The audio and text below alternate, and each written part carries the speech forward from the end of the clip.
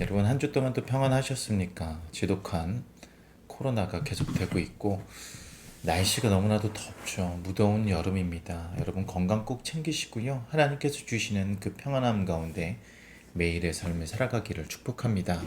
오늘 말씀은 마가복음 14장에 있는 내용을 함께 나누어 볼까 합니다. 이 말씀을 통해서 우리가 하나님께서 주시는 마음이 어떤 것인지, 그리고 또 우리가 삶을 살아가면서 좀 어떻게 삶을 살아가야 되는지를 우리가 오늘 이 말씀 가운데 한번 나아가 보도록 하겠습니다. 여러분들은 삶을 살아가면서 여러분들이 속하는 공동체 안에서 여러분들은 좀 튀는 사람이었을까요? 눈에 띄는 사람이었습니까? 좀 어땠을까요? 저는 삶을 살아가면서 지금 교회 안에서 이제 다른 교역자분들과 비교해 봤을 때는 조금은 여러분들이 기존에 생각해 왔던 교역자들과 달라서 눈에 띄는 사람이었는지는 모르겠지만 사실은 살아오면서 그렇게 눈에 띄는 사람은 아니었던 것 같아요.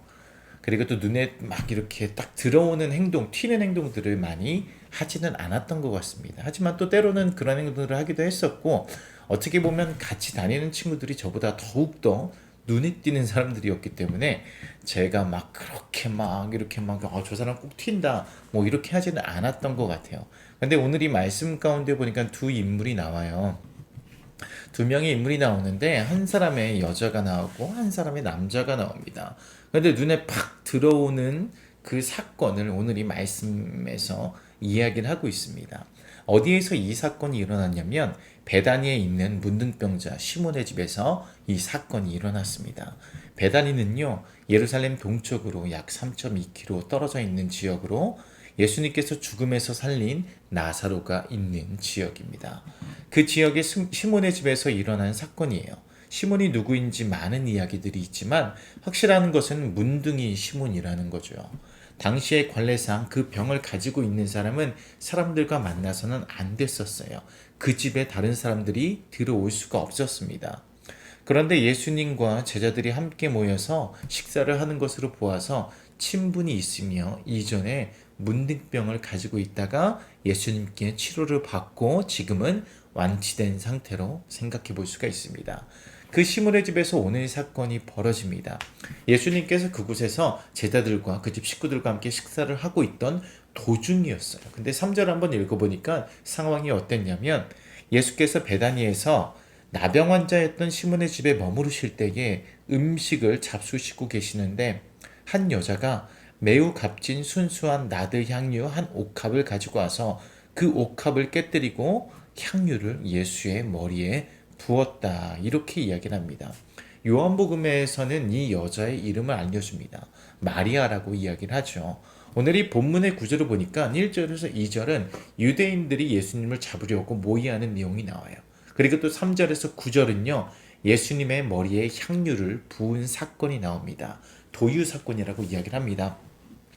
10절에서 11절의 말씀 가운데서는 가룟 유다가 어떤 마음을 품었는지를 이야기를 하고 있어요. 여러분, 제자들에게 예수님께서 계속해서 강조하셨던 부분들이 있습니다. 어떤 것들을 이야기하냐면 4번 이상 제자들에게 자신의 죽음을 이야기하셨습니다. 결국 예수님께서 어떠한 길을 걸어가실 것인지에 대해서 제자들에게 분명하게 말씀하셨습니다. 제자들을 너무나도 사랑하셨고 이 땅을 구원하시기 위해서 우리를 너무나도 사랑하셔서 우리를 구원하시기 위해서 그 사명을 감당하러 오셨고 그 사명을 어떻게 감당할 것인지에 대해서 예수님께서는 분명히 제자들에게 이야기를 했었어요. 그것은 죽음된 그 죽음은 예고된 것이었고 예수님께서는 죽기 위해서 이 땅에 오셨습니다. 이것은 복음이죠. 이 땅에 우리를 구원하러 오셨다는 그 예수님, 그 예수님께서 이 땅에 오신 그 소식은요, 우리들에게 기쁨이고 그것은 복음입니다. 근데 이 복음 앞에 다른 두 반응들을 볼 수가 있습니다. 먼저 가룟 유다를 이야기해 보면 가룟 유다는요, 본인이 품고 있는 야망과 본인이 품고 있는 그 꿈과 예수님께서 가시는 그 길이 맞지 않자 오늘 이 말씀을 보니까 결국에는 가룟 유다의 이 마음이 변해서 예수님을 팔아 넘기는 그것을 우리가 볼 수가 있습니다. 예수님의 죽음 앞에서 복음 앞에서 그는 등을 돌려버립니다. 영적인 무지 가운데 자신의 이익을 쫓아서 예수님을 결국 배신하게 됩니다. 가룟 유다가 쫓았던 것은 그 나라를 다시 세우기 위한 것이었고 어쩌면 자신의 꿈이었습니다. 가룟 유다는 그래서 배신과 저주의 상징이 되었습니다. 반면에 마리아의 행동은 어떠했습니까? 굉장히 눈에 띄는 행동이죠. 식사를 하고 있는 도중에 마리아가 자신이 갖고 있는 정말 순전한 나드 그 옥합을 하나를 깨뜨려서 예수님께 부었습니다. 제자들이 만류하고 책망했지만 결국에는 어떻게 되었습니까? 예수님의 예수님의 칭찬을 들었습니다. 예수님께서 그 마리아를 칭찬하셨죠. 이 마리아의 행동은 나를 구원하신 예수님에 대한 신앙 고백과 헌신이라고 여러분 생각을 할 수가 있습니다. 복음의 가치에 대해서 예수님의 그 죽으심 앞에 그녀의 행동은요 정말 너무나도 아름다운 예배의 행위였어요. 정말 너무나도 아름답고 멋진 신앙의 고백이었습니다. 진정한 헌신이었습니다. 그녀는 예수님께 향유를 부어드렸습니다. 향유는요, 더운 지방에서 쓰이는 너무나도 유용한 것이에요. 너무나도 소중한 것입니다. 옥으로 만든 그 그릇 안에 있는 것을 그녀는 깨뜨려서 예수님께 부어드렸습니다. 이 나드는 너무나도 귀중한 거거든요. 북인도와 히말라야 산맥에서 재배되는 분홍빛 꽃에서 추출하는 것으로 아주 귀합니다. 순전하다는 것은 정말 그 순수한 그것만 담았다는 거예요. 금으로 치면 24K를 이야기하는 겁니다. 한 데나리오는 무엇입니까? 한 사람의 이 하루의 품삯이에요. 근데 이 연봉을 하나 그 예수님께 다 부어 드린 거거든요. 예, 무엇보다 예수님께서는 그녀가 가지고 있는 그 너무나도 소중한 것을 왜 예수님께 그렇게 부었는지에 대해서 예수님께서는 알고 있었어요. 그 여자가 어떤 마음으로 어떻게 드렸는지 무엇을 드렸는지 예수님께서는 알고 있었습니다. 그래서 예수님께서는 8절 말씀 가운데 이렇게 이야기를 하죠. 이 여자는 자기가 할 수 있는 일을 하였다. 자기가 할 수 있는 최선의 일을 다했다라고 이야기를 합니다. 예수님을 향한 절대적인 헌신을 했다라고 예수님께서 그녀의 모습을 보고 그렇게 말씀을 하셨습니다. 예수님을 사랑한 한 여자의 헌신이었습니다. 자신에게 소중한 것을 예수님께 드렸습니다. 예수님의 죽음 앞에 그 사랑 앞에서 복음 앞에서 온전히 선 사람들은요 이렇게 예수님을 향한 그 사랑을 억누를 수 없어서 그 감사함을 어떻게 표현할 줄 몰라서 자신의 모든 것을 예수님께 드립니다. 물질도 드리고요, 시간도 드리고 삶도 그렇게 예수님께 드리며 삶을 살아가게 됩니다. 여러분들 하나님께 드리는 것들 중에 아까운 것이 있습니까? 있을 수 있겠죠. 우리는 인간에게 분명히 아까운 게 있을 수 있습니다.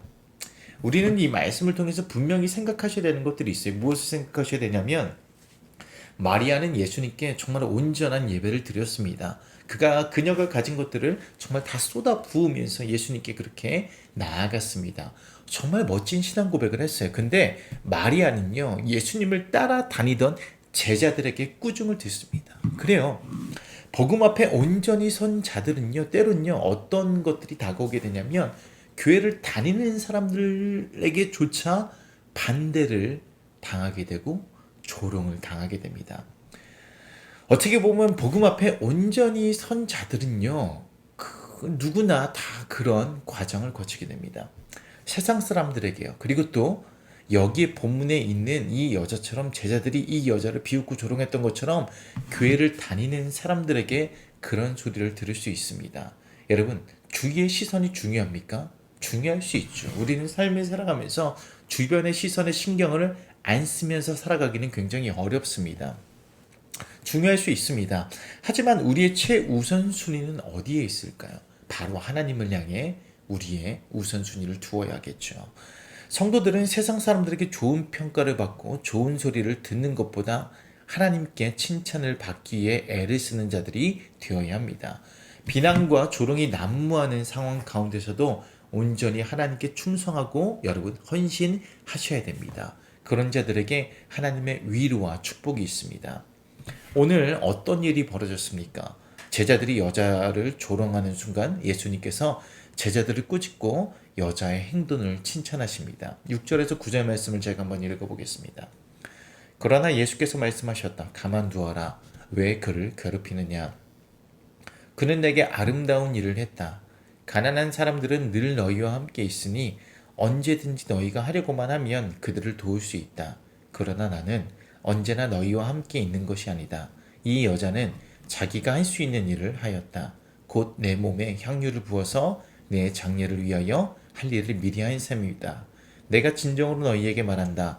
온 세상 어디든지 복음이 전파되는 곳마다 이 여자가 한 일도 전해져서 사람들이 이 여자를 기억하게 될 것이다. 제자들의 행동을 중단시키시고 예수님께서 이렇게 말씀을 하심으로 인해서 제자들의 행동에 문제가 있음을 분명히 말씀하셨고 그 여자의 행동이 잘한 행동이었다는 것을 예수님께서 분명히 말씀하셨습니다. 여러분, 코로나 시대를 지나고 있습니다. 어떤 사람들에게는요, 우리가 지금 이 예배를 이렇게 드리는 것조차, 그리고 때로는 조금 풀려서 거리두기 단계가 조금 이렇게 축소가 되어서 2단계, 1단계가 되었을 때 현장에 나와서 방역수칙을 지키면서 예배를 드려도 많은 사람들에게는 이런 것들이 굉장히 어떻게 보면은 비난거리가 될 수도 있어요. 그리고 또 우리가 삶을 살아가면서 때로는 어떤 사람들은 정말 예수님께서 주신 그 길을 가기 위해서 눈에 띄는 결단들을 하게 됩니다. 내가 선교를 가겠다. 내가 삶을 살아가면서 1년, 2년을 하나님께 바쳐드리겠다. 그리고 또 내가 헌금을 이렇게 하겠다.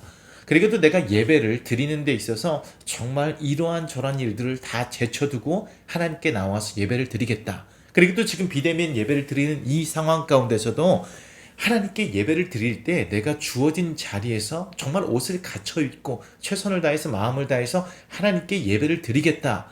이러한 모습들이 때로는 어떤 사람들에게는 비난거리가 될 수 있습니다. 조롱거리가 될 수 있습니다. 야, 너 뭐 예배를 드리는데 그냥 유튜브를 보는 것처럼 편안하게 누워서 소파에 누워서 그냥 이렇게 예배를 드리면 되지 않아? 그냥 그 영상만 보면 되지 않아? 그게 예배야.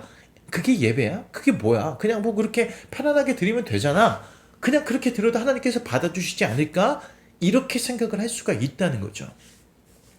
그래서 어떤 사람들은 이렇게 정말 철저하게 하나님께 나아가는 자들을 비난할 수도 있습니다. 교회 다니는 사람조차 그렇게 이야기할 수 있어요. 너 참 유난 떨고 있다. 꼭 그런 사역들을 감당해야 돼. 네가 꼭 그런 일을 해야 돼. 왜 11조를 드려야 돼? 왜 너 헌금을 그렇게 해야 돼? 이렇게 이야기를 할 수가 있다라는 것이죠.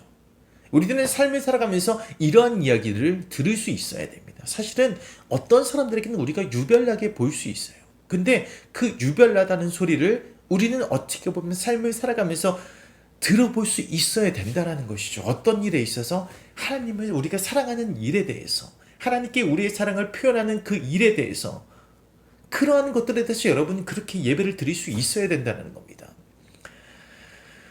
예전에 우리가 제가 같이 사역을 하고 같이 살았던 동생 중에 예배를 굉장히 튀는 모습으로 드리는 한 동생이 있어요. 예배를 드릴 때 하나님께 찬양을 할 때 춤을 추면서 찬양을 하고요. 손을 들어도 정말 번쩍 올려서 드리고요.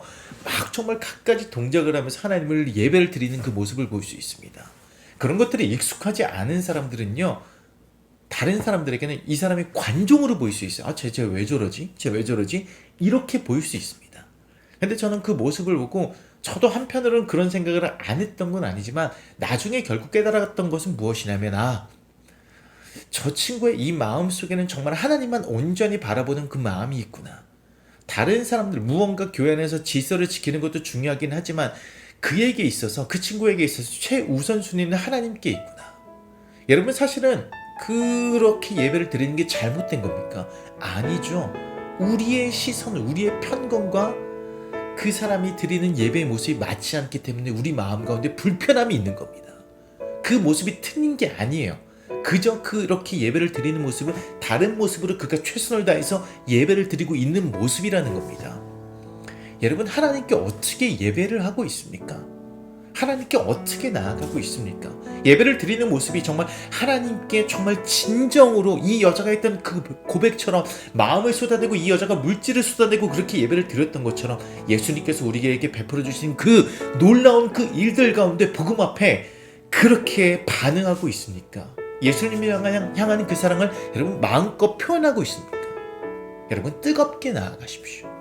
청년의 때에 뜨겁게 예배하십시오. 여러분들이 주어진 이 자리에서 튀는 행동을 하더라도 그 누가 그렇게 보더라도 여러분 하나님을 그렇게 예배할 수 있어야 됩니다.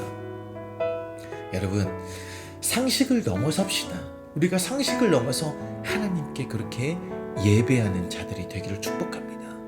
여러분, 청년일 때 그렇게 꼭 하셔야 돼요.